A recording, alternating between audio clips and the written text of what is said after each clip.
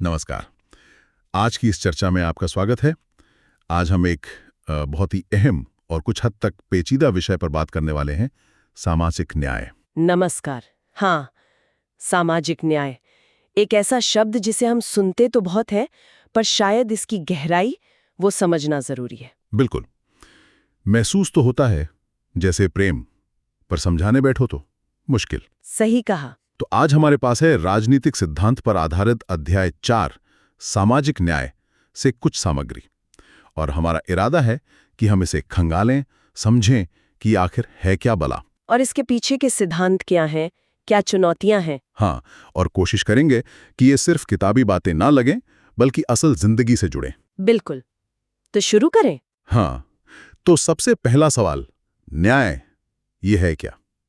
स्रोत कहते हैं कि ये सिर्फ कोई एहसास नहीं, ये समाज चलाने के नियम और कायदों से जुड़ा है। हाँ, मतलब ये कि समाज में जो फायदे हैं और जो जिम्मेदारियां हैं वो कैसे बटें, ये इसका मूल सवाल है। अधिकार, अवसर, सुविधाएं। और दूसरी तरफ कर्तव्य, टैक्स वगैरह। बिल्कुल, इसीलिए ये राजनीति के लिए इतना जरूरी सवाल बन जाता है। किसे क्या मिलेगा, क्यों मिलेगा, ये सब तय करना। और ये कोई नई बात नहीं है, हजारों साल से इस पर सोचा जा रहा है। जैसे प्राचीन भारत में, वहां न्याय धर्म से जुड़ा था। हाँ, धर्म यानी सही व्यवस्था, सही आचरण, और राजा का कर्तव्य था ये व्यवस्था बनाए रखना। मतलब एक न्यायपूर्ण समाज बनाना राजा की जिम्मेदारी थी। और उधर चीन में देखें तो कन्फ्यूशियस भी कुछ ऐसी बात कह रहे थे कि राजा को अच्छे काम के लिए इनाम और बुरे के लिए सजा देनी चाहिए, ताकि न्याय बना रहे, एक तरह का संतुलन। सही। फिर आते हैं यूनान, प्लेटो की द रिपब्लिक। हाँ, वो सुकरात और उनके दोस्तों की बहस, बड़ा मशहूर किस्सा है। उसमें यही सवाल उठता है कि न्याय पर चलना क्यों जरूरी है, खासकर तब जब लगता है कि भाई अन्याय करने वाले ज्यादा मजे में हैं। ये तो आज भी लगता है कई बार। लोग सोचते हैं कि चालाकी से नियम तोड़कर ज्यादा फायदा होता है। पर सुकरात का जवाब सोचने लायक है। वो कहते हैं कि अगर सब बेईमान हो जाएंगे तो फिर किसका फायदा होगा, समाज तो चलेगा ही नहीं। भरोसा खत्म, असुरक्षा। बिल्कुल। तो लंबे समय का फायदा ईमानदारी और न्याय में ही है। और सुकरात एक और बात कहते हैं कि न्याय सिर्फ दोस्तों का भला और दुश्मनों का बुरा करना नहीं है। अच्छा, फिर क्या है? वो कहते हैं ये तो डॉक्टर जैसा है। डॉक्टर हर मरीज का भला सोचता है, दोस्त हो या दुश्मन। न्याय का मतलब है हर किसी का भला सोचना, सबको उसका वाजिब हिस्सा देना। वाजिब हिस्सा, ये शब्द आज भी बहुत अहम है, लेकिन शायद आज इसकी समझ थोड़ी अलग है। श्रोत कांट का जिक्र करते हैं। हाँ, इमैनुअल कांट, जर्मन दार्शनिक। उनका कहना था कि हर इंसान की एक गरिमा होती है, एक अंदरूनी कीमत। और इसी गरिमा के कारण हर इंसान का हक है कि उसे अपनी प्रतिभा निखारने, अपने लक्ष्य पाने के लिए अवसर मिले। बिल्कुल। और न्याय का तकाजा है कि हम हर व्यक्ति को बराबर महत्व दें। तो यहीं से निकलता है न्याय का पहला सिद्धांत, समान लोगों के साथ समान बर्ताव। हाँ, क्योंकि हम सब इंसान हैं तो कुछ बुनियादी अधिकार और बर्ताव सबके लिए समान होने चाहिए। जैसे आज के लोकतंत्र में नागरिक अधिकार हैं, जीवन, स्वतंत्रता, संपत्ति। और सामाजिक अधिकार भी, शिक्षा, स्वास्थ्य, मौके की बराबरी, और राजनीतिक अधिकार, वोट देने का हक वगैरह। और इसका मतलब ये भी हुआ कि किसी के साथ उसकी जाति, धर्म, लिंग, वर्ग के आधार पर भेदभाव ना हो। बिल्कुल। काम देखो, पहचान नहीं। स्रोत में उदाहरण भी है। जैसे दो लोग अलग जाति के पर काम एक ही कर रहे हैं, पत्थर तोड़ रहे हैं या पिज्जा पहुंचा रहे हैं। हाँ, तो उन्हें पैसे भी बराबर मिलने चाहिए, है ना? अगर सिर्फ जाति की वजह से कम पैसे मिलते हैं तो ये साफ अन्याय है। और वैसे ही महिला टीचर को पुरुष टीचर से कम सैलरी देना, सिर्फ लिंग के आधार पर, सरासर अन्याय। ये बात तो सीधी लगती है, समान काम समान दाम। लेकिन क्या हमेशा एक जैसा बर्ताव ही न्याय है? ये अच्छा सवाल है। सोचिए, स्कूल में परीक्षा हुई और सबको बराबर नंबर दे दिए, जिसने टॉप किया उसे भी और जिसने कुछ नहीं लिखा उसे भी। हाँ, तब तो लगेगा कि ये क्या मजाक है, ये तो अन्याय है। बिल्कुल।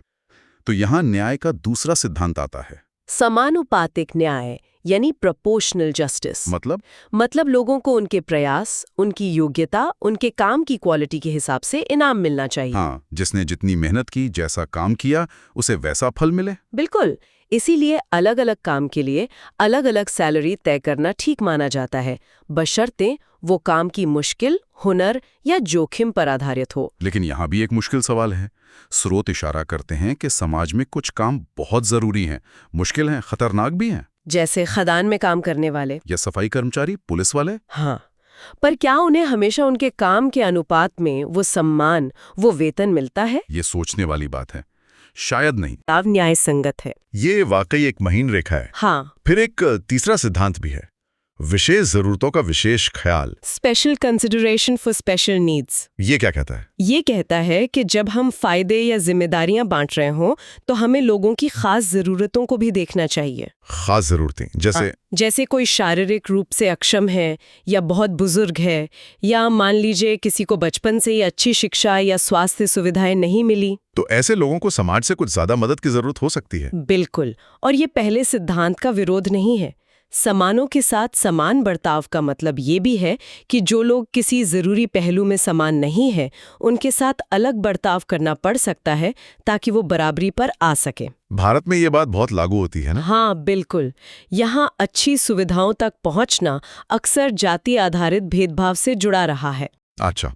इसीलिए संविधान में अनुसूचित जातियों, जनजातियों के लिए आरक्षण जैसी व्यवस्थाएं हैं, ताकि वो जो ऐतिहासिक नुकसान हुआ है उसकी कुछ भरपाई हो सके, उन्हें बराबरी का मौका मिले। सही कहा। तो ये 3 सिद्धांत हो गए, समान बर्ताव, समानुपातिक न्याय और विशेष जरूरतों का ध्यान। लेकिन इनको एक साथ साधना तो बड़ा मुश्किल काम लगता है। तो सरकारों के लिए ये रोज की कशमकश है। कैसे? देखिए, अगर सिर्फ समान बर्ताव पर जोर देंगे तो शायद होनहार लोगों को लगेगा कि उनकी मेहनत का फल नहीं मिल रहा। हाँ। और अगर सिर्फ योग्यता देखेंगे तो वो लोग पीछे छूट जाएंगे जिन्हें कभी मौका ही नहीं मिला अपनी योग्यता दिखाने का, जिनके पास बुनियादी सुविधाएं ही नहीं थी। बिल्कुल। तो सरकार का काम है इन तीनों के बीच एक सही संतुलन बनाना, एक ऐसा रास्ता निकालना जिससे समाज ज्यादा से ज्यादा न्यायपूर्ण बने। और ये सिर्फ नियमों की बात नहीं, सामाजिक न्याय का लेना देना इस बात से भी है कि समाज में चीजें बंटती कैसे हैं, संसाधन, सेवाएं। हाँ, जस्ट डिस्ट्रीब्यूशन, न्यायपूर्ण बंटवारा। अगर समाज में अमीर गरीब की खाई बहुत गहरी है तो सिर्फ अच्छे कानून बनाना काफी नहीं। तो क्या करना होगा? हो सकता है कि सबको एक लेवल प्लेइंग फील्ड देने के लिए कुछ जरूरी संसाधनों का पुनर्वितरण, माने रीडिस्ट्रीब्यूशन करना पड़े। जैसे शिक्षा है, स्वास्थ्य है, या शायद जमीन। भारत में कोशिशें हुई हैं, छुआछूत खत्म हुई, मंदिरों में, कुओं पर, नौकरियों में भेदभाव रोकने के कानून बने, भूमि सुधार हुए। लेकिन इन पर भी बहस होती है। जाहिर है, संसाधनों का बंटवारा कैसे हो, नौकरियों में बराबरी कैसे आए, इन पर मतभेद होते हैं। कभी कभी तो ये हिंसक भी हो जाते हैं, जैसे आरक्षण का मुद्दा है। इन मुश्किल सवालों पर सोचते हुए एक नाम बार बार आता है, जॉन रॉल्स। हाँ, जॉन रॉल्स। उनका न्याय का सिद्धांत बहुत प्रभावशाली रहा है। उन्होंने वो अज्ञानता का पर्दा वाला आइडिया दिया था ना, वेल ऑफ इग्नोरेंस। ये क्या है? हाँ, ये एक सोचने का तरीका है। कल्पना कीजिए कि हमें एक नया समाज बनाना है, उसके सारे नियम हमें तय करने हैं। ठीक है। लेकिन एक शर्त है, हमें ये नहीं पता होगा कि उस बनने वाले समाज में हम खुद कौन होंगे। मतलब हमें अपनी जाति, धर्म, लिंग, अमीरी, गरीबी, सेहत, हुनर कुछ नहीं पता। हम एक पर्दे के पीछे हैं, हमें अपनी पहचान नहीं मालूम। अच्छा, दिलचस्प है। तो रॉल्स पूछते हैं कि ऐसी अज्ञानता की हालत में आप समाज के लिए कैसे नियम चुनेंगे? अगर मुझे नहीं पता कि मैं कौन बनूंगा तो मैं तो चाहूंगा कि नियम ऐसे हो जो सबसे बुरी हालत वाले के लिए भी ठीक हो।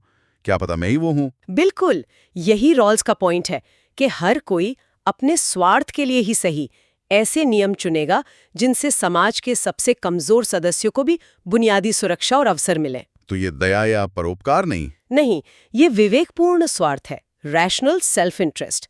आप चाहेंगे कि शिक्षा, स्वास्थ्य, आवास जैसी बुनियादी चीजें सबको मिले, चाहे वो अमीर हो या गरीब। हाँ, और शायद आप ये भी चाहेंगे कि नियम बहुत ज्यादा अमीरों को एकदम दबा भी न दें, क्योंकि क्या पता आप ही उनमें से एक हो।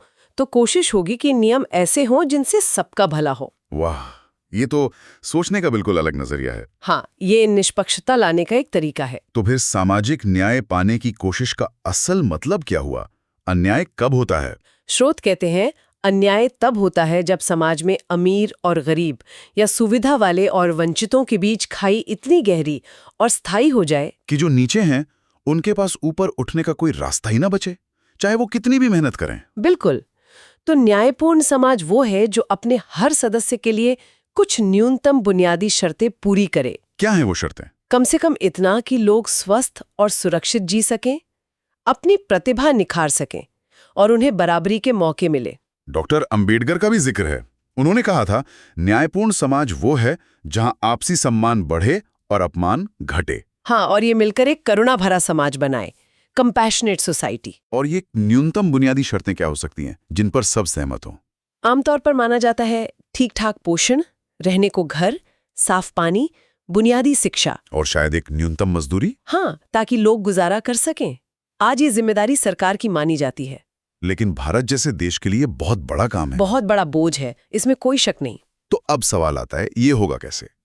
यहीं पर दो सोच टकराती हैं, मुक्त बाजार बनाम सरकारी दखल। हाँ, free market versus state intervention, ये क्लासिक बहस है। मुक्त बाजार वाले क्या कहते हैं? वो कहते हैं कि लोगों को पूरी आजादी दो, संपत्ति बनाने की, सौदे करने की, मुनाफे के लिए मुकाबला करने की, और सरकार दखल ना दे। हाँ, उनका मानना है कि बाजार अपने आप सबको उनकी योग्यता के हिसाब से दे देगा।